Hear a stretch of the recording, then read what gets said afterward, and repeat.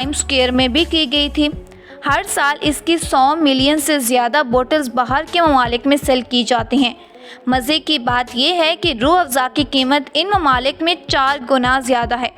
मसलन जो रूह अफ़ज़ा की बोतल हम पाकिस्तान के अंदर 300 में आसानी से ख़रीद सकते हैं, वो कनाडा, अमेरिका जैसे ममालिक में 1500-1600 तक मिलती है। इसकी सालाना इनकम 1000 करोड़ रुपए है और इससे भी ज़्यादा हो सकती है। नंबर 2, शान फूड्स। इन मिसालों को आखिर आज के दौर में कौन नहीं जानता। ये पाकिस्तान की बड़ी बड़ी ग्रोसरी शॉप से लेकर करियाना स्टोर तक हर जगह पर दस्तयाब हैं। इवन के इसके मिसालें इतने फेमस हो चुके हैं कि मोस्टली डिशेस इनके बगैर बिल्कुल भी कंप्लीट नहीं होती।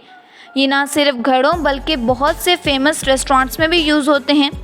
हैरानगी की बात यह है कि ये मिसालें 50 से ज़्यादा वैरायटीज़ में अवेलेबल हैं, जिसमें चिकन, मटन,